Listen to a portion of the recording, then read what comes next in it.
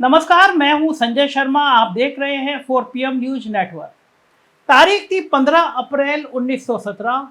राष्ट्रपिता महात्मा गांधी चंपारण गए थे। वहां पे किसानों का, मजदूरों का बहुत बुरा हाल था। चंपारण का गांधी जी का दौरा एक ऐतिहासिक वजह बन गया। वहां उन्होंने बहुत बुरा हाल देखा और वहीं पे उन्होंने देखा कि किसान मजदूर बहुत परेशान हैं, गरीबी से, बदहाली से और शराब से। वहां पे उन्होंने शराब के खिलाफ एक बहुत महत्वपूर्ण वक्तव्य दिया था और वो लाइन हमेशा जब भी शराबबंदी की बात होती है तो उस लाइन का जिक्र होता है। राष्ट्रपिता महात्मा गांधी ने कहा था कि शराब शरीर और आत्मा दोनों का नाश करती है। राष्ट्रपिता महात्मा गांधी गुजरात में पैदा हुए थे और गुजरात में राष्ट्रपिता को सम्मान देते हुए गुजरात में 1960 से ही शराबबंदी का फैसला कर लिया गया था। मतलब गुजरात में आपको शराब नहीं मिलेगी। गुजरात बड़ा इंपॉर्टेंट राज्य है। अपने प्रधानमंत्री नरेंद्र मोदी जी गुजरात से आते हैं और 2014 में जब उन्होंने गुजरात का मॉडल देश के सामने रखा था और कहा था कि गुजरात ने पूरे देश में सबसे ज़्यादा विकास किया है, तो लोगों को उनकी बात पे भरोसा हुआ था और वो लगातार देश के प्रधानमंत्री बने हुए हैं। अभी भी वो प्रधानमंत्री भले बने गए हों, लेकिन गुजरात से उनका विशेष लगाव है। आपने देखा होगा गुजरात वो लगातार आते रहते हैं और गुजरात में नए नए प्रयोग भी करते रहते हैं। पिछली बार आपने देखा कि पूरा मंत्रिमंडल ही बदल दिया गया था गुजरात में। तो गुजरात प्रधानमंत्री की प्रयोगशाला भी है। और जब राष्ट्रपिता के बारे में प्रधानमंत्री जी बात करते हैं तो बहुत मन से बात करते हैं। वो गए थे आश्रम में, आपने देखा होगा, उन्होंने चरखा बुना, वहाँ की डायरी में राष्ट्रपिता के बारे में लिखा।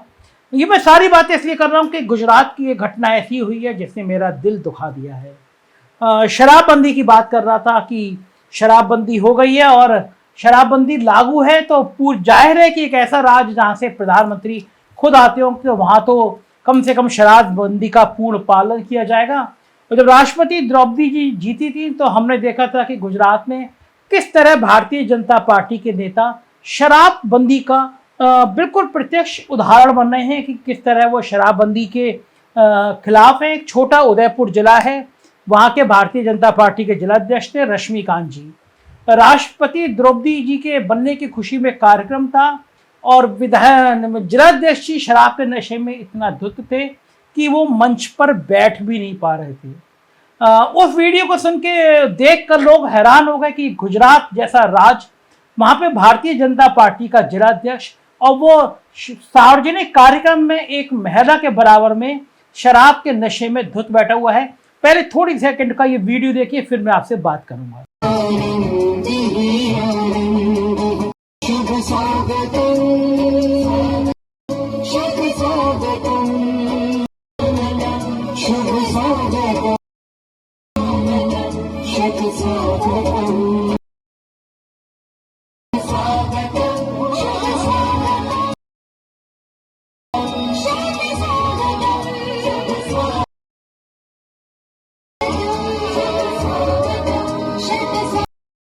आपने देखा कि भारतीय जनता पार्टी के जिलाध्यक्ष किस तरह शराबबंदी का प्रयोग दिखा रहे हैं और आप हैरान होंगे कि गुजरात जैसे जगह पे जहां शराबबंदी है तो वहां पे ये इनको शराब मिल कैसे गई। फिर आपको लगा होगा कि रूलिंग पार्टी के जिलाध्यक्ष हैं तो शराब मिल जाएगी। अब मैं आपको दूसरा किस्सा बताता हूँ।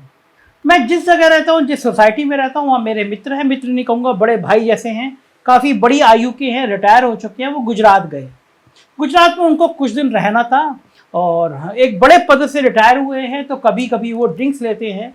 गुजरात से, अहमदाबाद से उनका मेरे पास फ़ोन आया कि संजय जी, यहाँ कहीं शराब की व्यवस्था हो सकती है क्या। मैं चूँकि लेता रहता हूँ ड्रिंक्स, मेरी आदत है, तो मैंने उनसे हाथ जोड़े। मैंने कहा गुजरात में संभव नहीं है कि आपको शराब मिल जाए, वहाँ पूरी तरह शराबबंदी का नियम लागू है। अगले दिन उनका फ़ोटो एक उन्होंने भेजा और बताया उन्होंने कि थोड़ी महंगी मिली, मगर यहाँ पे उत्तर प्रदेश से ज़्यादा आसानी से शराब उपलब्ध है। मैं हैरान हुआ, मैंने कहा ये सिस्टम कैसे। उन्होंने कहा कि बड़ी दुकानों पे आपकी सोसाइटी में बहुत आराम से आप पैसे दीजिए और शराब आपके घर में सप्लाई हो जाएगी। हाँ, ये बात अलग है कि 2000 रुपये की बोतल के 2500 रुपये देने पड़ेंगे, 500 रुपये ज़्यादा दीजिए और शराब आपको उपलब्ध है। मैंने वहाँ के सीनियर लोगों से बात करी, जर्नलिस्ट से बात करी, पूछा ये क्या है, तो मुझे चौंकाने वाली बात पता चली कि गुजरात में शराबबंदी तो लागू है, मगर शराब धड़ल्ले से बिकती है और शराब में बहुत सफेद पोश लोग शामिल हैं और करोड़ों अरबों रुपए कमाते हैं वो शराब की काला बाजारी से। दुखद घटना घटी कि इसी तरह के शराब के कारोबार में कल गुजरात में एक जगह शराब पी कुछ लोगों ने और 35 लोग मर गए। गांधी के राज में गुजरात में 35 लोग शराब से मर जाए तो तंत्र को डूब मरना चाहिए, मगर कौन सा तंत्र डूबे और कौन से तंत्र को शर्म आए जिस पार्टी के रूलिंग पार्टी के जिलाध्यक्ष खुद शराब के नशे में गुजरात में धुत दिखाई दे। क्या हो गया देश को? क्या गांधी के राज में शराबबंदी का अनुपालन नियम लागू नहीं हो सकता? और अगर नहीं हो सकता तो ये नौटंकी किसके लिए, ये कारोबार किसके लिए? शराबबंदी की आड़ में शराब ज्यादा बेची जाए, ज्यादा मुनाफा के कमाया जाए, करोड़ों रुपए के अरबों रुपए के बारे न्यारे करे पुलिस प्रशासन और राजनेता, डूब मरना चाहिए, क्योंकि गांधी के नाम पर इससे बड़ा अपमान कोई और हो नहीं सकता।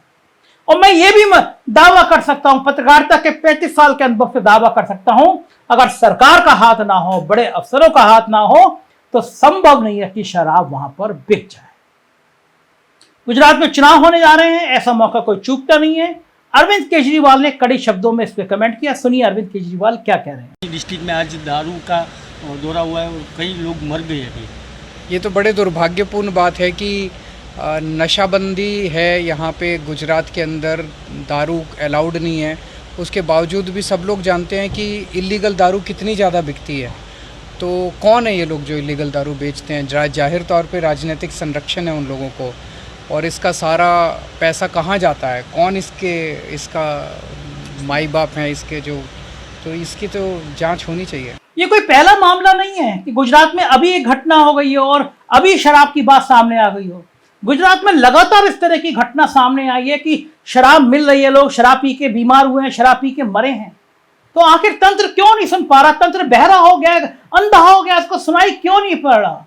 हमारी हुकूमतें किसके लिए होती हैं? हम राष्ट्रपिता का इतना भी सम्मान नहीं कर सकते, हम महात्मा गांधी के पोरबंदर का इतना भी सम्मान नहीं कर सकते, हम महात्मा गांधी के अहमदाबाद का इतना भी सम्मान नहीं कर सकते, और हम महात्मा गांधी के राज में तड़प तड़प पर लोगों को मरते हुए देख सकते हैं क्योंकि वो शराब पी रहे हैं और उस राज्य में पी रहे हैं जहां शराबबंदी लागू है। तो पूरे तंत्र के मुंह पे गाल पे तमाचा है। मगर लोकतंत्र में ऐसी बातों पे अब लगता है राजनेताओं को शर्म नहीं आती, नौकरशाही को शर्म नहीं आती। दौलत बहुत बड़ी चीज हो गई है, लोगों की लाशों पर महल बनते रहे लेकिन नेताओं को कोई फर्क पड़ता नहीं। गुजरात इसका जीता जागता उदाहरण है। संसद में भी यह मामला गूंजा, संजय सिंह ने बहुत जोर शोर से इन मौतों को उठाया। सुनिए आज संसद में क्या हुआ इस विषय में। गुजरात के मुख्यमंत्री को तत्काल इस्तीफा देना चाहिए अपने पद से। उनको 1 मिनट भी सत्ता में रहने का अधिकार नहीं है। 28 जिंदगियां चली गई और ऐसी स्थिति में मैं एक पत्र दिखाऊंगा जो कि आप देखेंगे तो हैरान हो जाएंगे। ये जहां पे घटना हुई है उसकी बाकायदा लिखित में सूचना दी गई थी। वहां की ग्राम सभा के द्वारा इस बात की शिकायत की गई थी कि ग्राम पंचायत ने इस बात की शिकायत की थी कि आप ये नकली शराब का धंधा बंद कराइए। ये वो चिट्ठी है, गुजराती में है, किसी से भी आप ट्रांसलेट करा सकते हैं। बावजूद इसके ये नकली शराब बिक रही थी उस राज्य में जहां पर घोषित तौर पे शराबबंदी है। ये चिट्ठी है, इसकी कॉपी भी आपको दे दी जाएगी।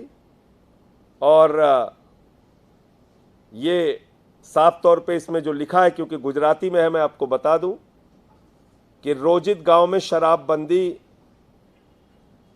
की अपील करने के लिए यह किया गया है। यह चिट्ठी लिखी गई है, इसकी कॉपी मैं आपको दे दूंगा। तो आज मैं समझता हूं कि भारतीय जनता पार्टी की गुजरात की सरकार, वहां का प्रशासन पूरे देश के सामने बेनकाब हुआ है कि किस तरीके से करोड़ों की उगाही करके, धन उगाही करके ये लोग नकली शराब, अवैध शराब का धंधा चला रहे हैं। और ऐसा इनके हर राज्य में होता है। उत्तर प्रदेश में भी हमें याद है, अलीगढ़ में 105 लोग मरे थे 1 साल पहले अवैध शराब पीने से, और वो सरकारी देसी शराब के ठेके से शराब लेके मरे थे वो लोग। आपको याद होगा, करीब करीब 115 लोगों की जान गई थी उसमें। तो इसलिए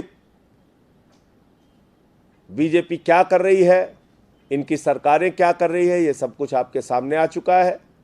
गुजरात के एक बहुत सीनियर जर्नलिस्ट हैं, मेरे मित्र हैं, सीनियर असिस्टेंट एडिटर हैं, द हिंदू देश का बहुत प्रतिष्ठित अखबार है।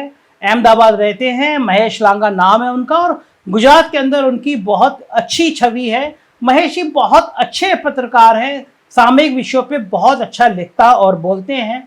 मैंने उनसे पूछा कि गुजरात में आखिर शराबबंदी का लागू होने का मतलब क्या है, और सुनिए महेश जी ने मुझे क्या बताया इस शराबबंदी के बारे में।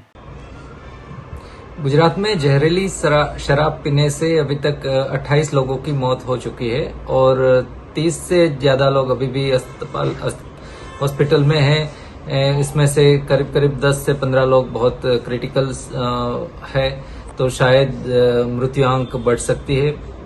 और ये जो एक घटना हुई है अहमदाबाद ग्राम्य और बोटाद डिस्ट्रिक्ट में, उससे गुजरात सरकार की जो एक प्रोहिबिशन पॉलिसी है उसको एक्सपोज कर दिया है। और जो एक पुलिस एंड जो शराब बुटलेगिंग करते हैं उनका एक जो पावरफुल नेक्सस बन चुका है गांव-गांव तक, उसको सामने लाया है। ये जो गांव में घटना हुई है वो बोटाद डिस्ट्रिक्ट के गांव में, वहां के सरपंच ने मार्च इस साल एक पत्र लिख के पुलिस को बताया था कि भाई साहब हमारे गांव में जो शराब बिक रही है उसको बंद करवाइए, अदरवाइज एक बड़ी दुर्घटना हो सकती है। आज वही हुआ जो सरपंच ने 4 महीने पहले बताया था। सिमिलरली जो एरिया के विधायक है उसने भी एक पत्र लिख के अथॉरिटीज को बताया था कि ये एरिया में बहुत शराब बिकी जा रही है, गांव-गांव तक शराब बिकी जा रही है, पुलिस कुछ कर नहीं रही है।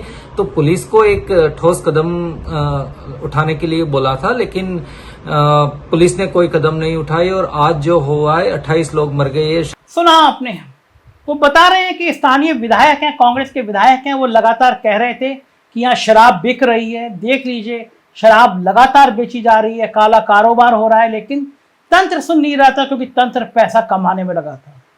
मैं किससे अपना दुखड़ा रहूं और मैं किससे अपनी बात कहूं। महात्मा गांधी के देश में अगर ये हो रहा है तो अब कुछ कहने को बचता नहीं है। बापू के देश में उनके नाम पर अगर इस तरह का अवैध कारोबार हो रहा है, बापू के नाम पर तमाशा हो रहा है। मैं छोटा था, एक डिबेट थी और मुझे याद है उस डिबेट में विषय ये था नशाबंदी। तो मैंने उस डिबेट में कहा था कि कभी कभी ऐसा होता है कि शराब, अफीम, गांजा, स्मैक, इससे बड़ा एक नशा होता है, वो नशा होता है सत्ता का, दौलत का, हवस का। और मुझे लगता है कि शायद गुजरात के सत्ता के नशे में लोग भूल गए हैं कि ये महात्मा गांधी का राज है, ये बापू का राज है। कम से कम जब बापू ने कहा था शराब शरीर और आत्मा दोनों का नाश करेगी और शराबबंदी लागू है, तो कम से कम इस मामले में तो पैसा कमाना छोड़ दें, अवैध कारोबार छोड़ दें, या तो नाटक मत करिए। आप कह दीजिए कि हम शराबबंदी लागू नहीं कर सकते और गुजरात में लोगों को शराब मिलनी चाहिए, या तो ये कह दीजिए जिसको पीना होगा पिएगा, लेकिन आप शराबबंदी का नाटक करें और शराबबंदी के नाटक पे आप और बड़ा अवैध कारोबार करें तो सच में ये राष्ट्रपिता महात्मा गांधी के लिए बहुत बहुत ज़्यादा आघात पहुंचाने वाली बात होगी। उनके लिए बात होगी जो उनके सपनों में रहते हैं, जो राष्ट्रपिता का सम्मान करते हैं, और राष्ट्रपिता के सपनों को ये रौंदने वाली बात होगी। मुझे यकीन है इस वीडियो को देखने के बाद शायद गुजरात की सरकार की आंखें खुले और वो ये तय करे कि अब गुजरात में शराब नहीं बिकेगी, नहीं बिकेगी, नहीं बिकेगी। शुक्रिया इस वीडियो को देखने के लिए।